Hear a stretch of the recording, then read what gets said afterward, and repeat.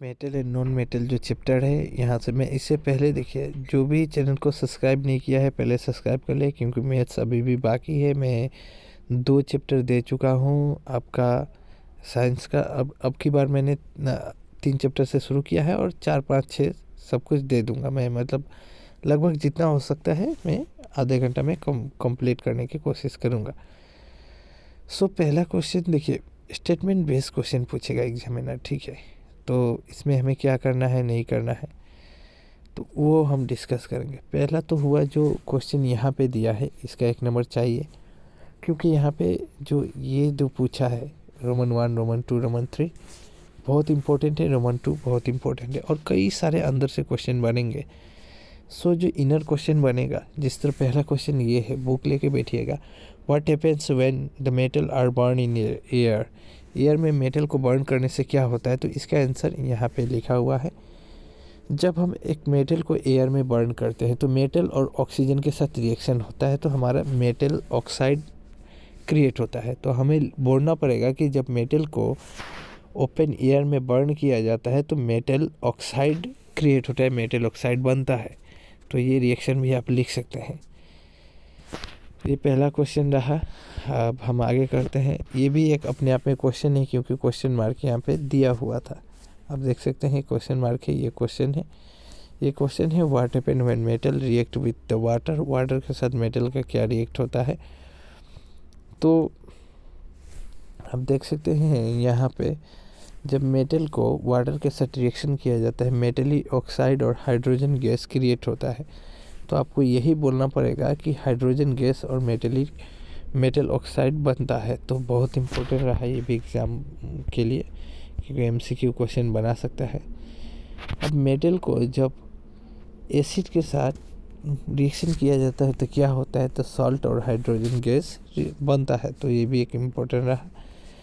यहाँ पे क्वेश्चन बना है how do you metal react with the solution of the other metal salt, के साथ क्या होगा। तो इसका भी रिएक्शन यहाँ पे नीचे लिखा गया है। मेटल को जब सॉल्ट सॉल्यूशन के साथ रिएक्ट कराया जाता है तो सॉल्ट सॉल्यूशन और प्लस मेटल भी बनता है।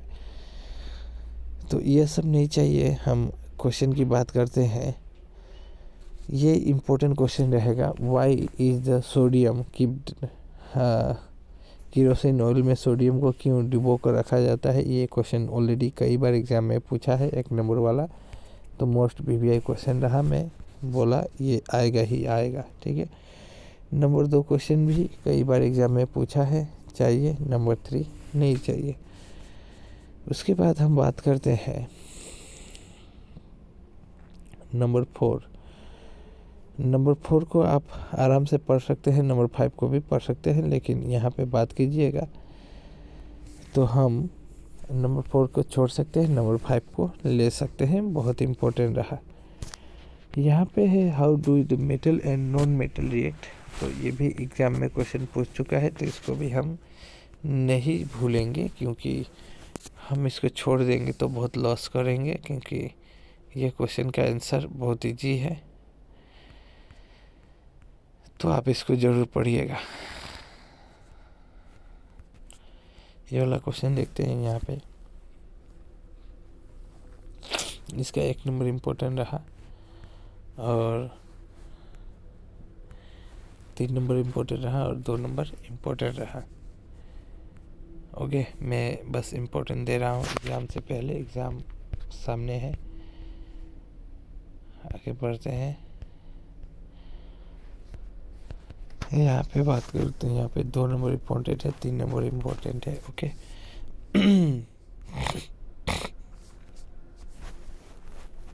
ये पूरा पढ़ना बहुत ज़रूरी है। कोई पढ़ेगा तो बहुत अच्छा है, नहीं पढ़ेगा फिर भी अच्छा है, क्योंकि इसका क्वेश्चन मैं दूंगा ही। ये भी पढ़ना ज़रूरी है। तो इसका क्वेश्चन मैं नीचे दे रहा हूँ, ठीक है।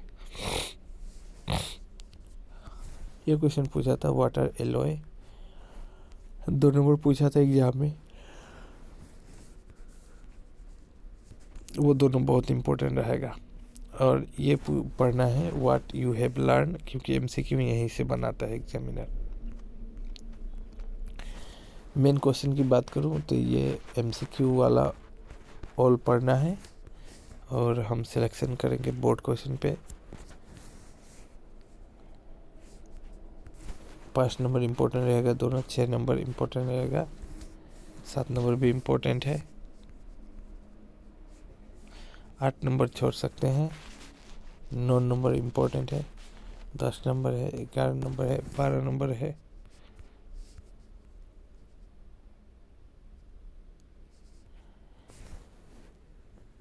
15 नंबर स्टेटमेंट बेस है, थोड़ा सा पढ़ना है, यहाँ से स्टेटमेंट बेस बनाता है। 13 नंबर इम्पोर्टेंट है, 14, 16 नंबर छोड़ सकते हैं। 4 चैप्टर की बात करता हूँ मैं।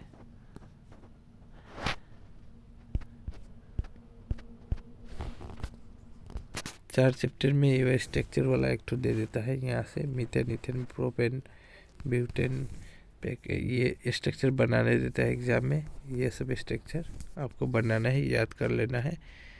कैसे याद कीजिए, पढ़ कर लीजिए, इसको ज़रूर एग्ज़ाम में देता है, ठीक है।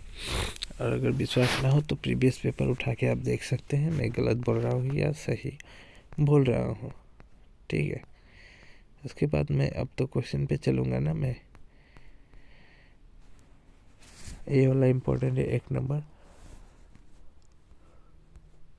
एक्चुअल में रात को वीडियो बना रहा हूँ तो 1 नंबर, 2 नंबर नहीं चाहिए, 3 नंबर,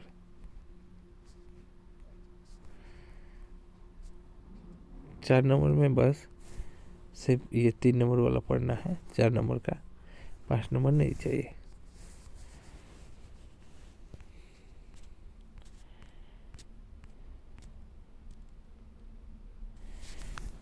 एक नंबर चाहिए, देखिए 2 नंबर भी चाहिए, बस कर लेना है। यही है अंदर का क्वेश्चन। ऐसे तो बहुत बनेगा क्वेश्चन, मैं खुद से नहीं दे रहा हूँ क्योंकि टाइम नहीं है, तो मुझे बस इम्पोर्टेंट सिलेक्शन करना है, ठीक है। तो यहाँ पे ये वाला 1 नंबर इम्पोर्टेंट है, 2 नंबर आप छोड़ सकते हैं।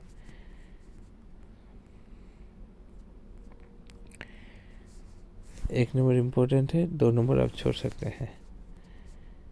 ये वाला सब पढ़ना है, what you have learn, MCQ वाला ऑल पढ़ना है। और हम मेन क्वेश्चन पे सिलेक्शन करेंगे।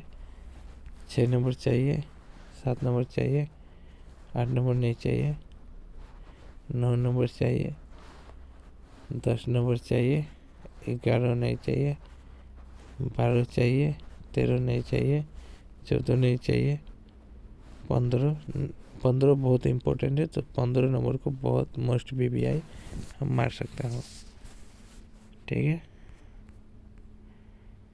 5 नंबर पे आता है क्लासिफिकेशन, पीरियोडिक टेबल का, न्यूटन्स का लॉ, ये पूरा पढ़ना है। यहाँ पे तीनों ही पढ़ना है, हम इस पे कोई नेगलेक्ट नहीं कर सकते।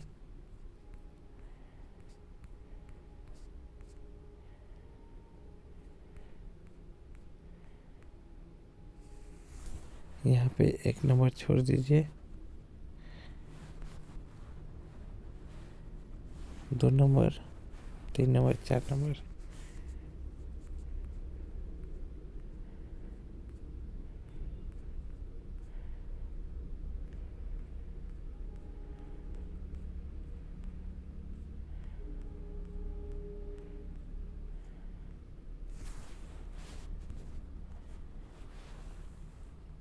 ये चाहिए चाहिए चाहिए, यहाँ पे सब चाहिए, क्योंकि यहाँ पे सिर्फ 6 नंबर नहीं चाहिए, ओके। मेन क्वेश्चन की बात करूँ, ये पढ़ना है। MCQ के लिए MCQ यहाँ पे सब पढ़ना है। मेन क्वेश्चन पे बात करते हैं, बोर्ड क्वेश्चन सिलेक्शन। ये नहीं चाहिए, 8 नंबर चाहिए, ये नहीं चाहिए, ये नहीं चाहिए। सबसे ज़्यादा मार्क इस चैप्टर से पूछता है एग्जामिनर, तो हम बाद में कल दे दे रहे हैं।